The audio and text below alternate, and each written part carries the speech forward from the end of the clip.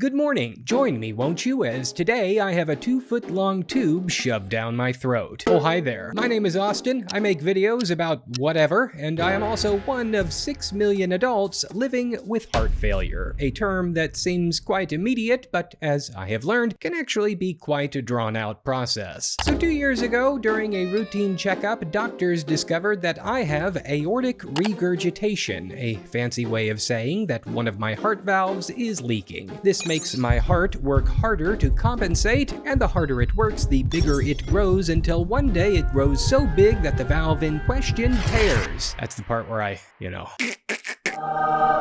So why not just fix the stupid thing, right? We know how to do it. Like most things in life, it's complicated. Open heart surgery, the procedure done to fix this issue, is risky, especially if you've had one before, which I have, and often doctors can hesitate to perform it unless it is clear that the benefits outweigh all of the risks. This depends on a lot of factors: a person's age and quality of life, whether or not they actively show symptoms, whether they have other medical issues. I feel like there's one other reason I'm forgetting. Anyway, as I made my way to the hospital and checked in, the big question of the day was, have I reached the point when it's time for said surgery? In a nutshell, aortic regurgitation has 3 classifications: mild, moderate, and severe. When my issue was discovered a couple of years ago, I was placed right about here on the spectrum. You see, heart failure is progressive. It gets worse over time, and the rate of failure is different for everybody. The only way to know for sure where you are at on the spectrum is routine checkups in the form of echocardiograms. That's the thing where they put a bunch of jelly onto a transducer and then jam it down onto your skin to see if there's a baby, or a tumor, or a life-threatening heart valve leak. The technology is amazing, but it's not the best for looking at my particular issue. I do have them done regularly, but the ultrasound waves have to pass through skin, fat, the bones of my ribs and sternum, as well as my lungs, before finally getting to my heart. This means a regular old ultrasound only provides a limited look at the affected area. So in addition to these scans, I also get to have a special kind, the transesophageal echocardiogram, or TEE for short. Full disclosure, if gross body stuff freaks you out, then you're gonna want to skip forward to this time code. Just a forewarning. Transesophageal echoes involve taking one of those ultrasound probes and feeding it down my esophagus. This puts it right behind my heart without all that other stuff in the way, so doctors can get a much better look at things. First time I had one of these done, I was extremely nervous, but today was not my first rodeo. The process begins the night before, where patients are instructed to fast. No food or drink at all until the procedure is finished. This is because if the stomach contains food or liquids, there is a risk that these could be regurgitated and lead to aspiration in the lungs. It is not pretty. Of course, there's other reasons that you want to be fasting too. You generally want to have stomach acid down to a minimum whenever there is a tube down your throat. Empty stomach and intestines also give surgeons a clearer field to work with. Plus, some of the drugs that they give you during the procedure might be absorbed differently based on the contents of a person's stomach. Best to keep it all clear. So, with quite the rumbly in my tumbly, I changed into a hospital gown, threw on some no-slip socks, signed some autographs to adoring fans, and promptly had an IV stuck into my arm. After a wee bit of waiting, I got wheeled into the lab, had a regular echo done. Then when the doctor finally arrived, one of the nurses on his team sprayed the back of my throat with a local anesthetic to help reduce my gag reflex for when the probe would be inserted. This is always the funniest part to me. They're usually like, okay, if you need to say anything else, now's the time, and then they spray you in the throat, and they go, all right, swallow, and then you swallow, and you start coughing, and they go, sorry, I know that tastes bad, and then you go, that's okay,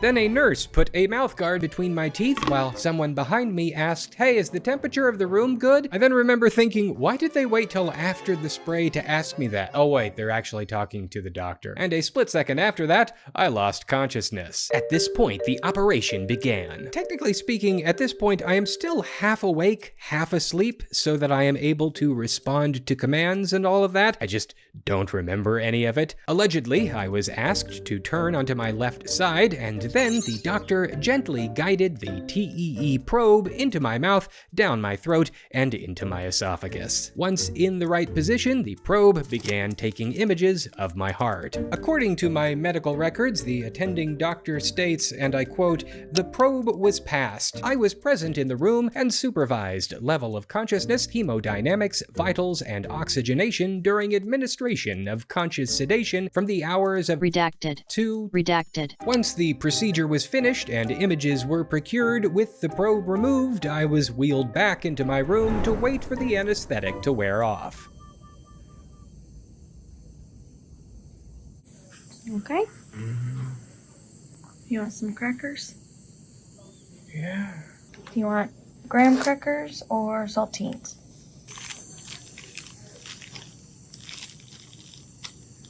I'll do saltines. Saltine? Okay. There you go.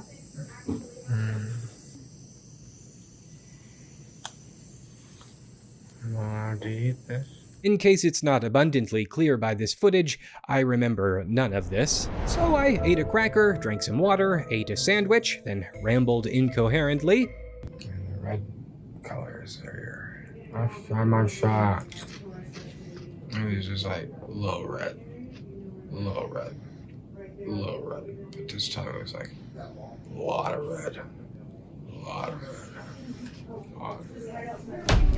And finally, it was time to go back home. So, what did the scan reveal? Well, I have gone from here to just about here. This is perhaps the most annoying part, where you're just bad enough to feel terrible all the time, but just well enough that they will not do anything about it. What's keeping me from being over the edge? Well, for the most part, it is because my aortic root diameter has not reached a big enough size to greenlight a repair. I am currently short by 0.3 centimeters. Hang on. I am worried that what you heard was my aortic root diameter is currently short by 3 centimeters.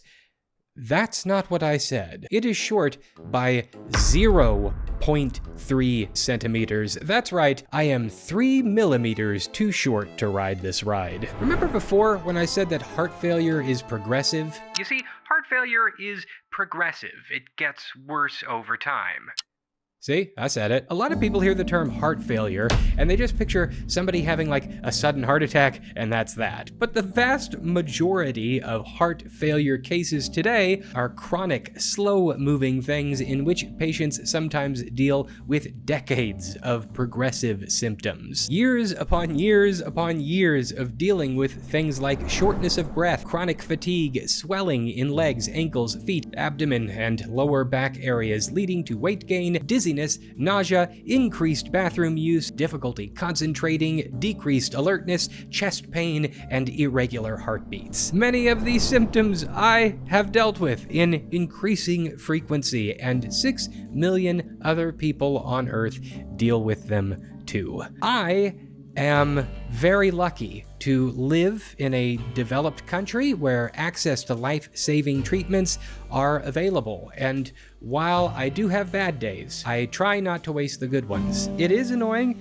to have to wait for a procedure to fix something wrong with you, but for countless people throughout history, they were waiting for a procedure that would never come. So, I guess I want to get across like, 2 things with this video. Number 1, get a checkup if it's, been a bit, because you never know. And 2, a little bit more philosophical, you get one go around at this thing called life, And there's a lot of cynicism and a lot of anger on the internet and in the world. Some of it about ultimately very silly things that you might wish you hadn't wasted so much of your time on one day. There are major problems going on in the world for sure, and the one thing that I do know is that I have no idea how to fix them, and I do know that I will certainly never be able to, but what I can do is show patience and love to the people that I meet and do what I can with the time that I have to leave my little corner of the world better than I found it. At the end of the day, that's how I want to live. And I won't be perfect at this thing called life. I will make mistakes for sure, but I'm gonna try. And I hope you try too. Okay, I don't know if anybody out there needed to hear that, but I think I did. So thanks. I make other videos. Give them a shot. All right, bye.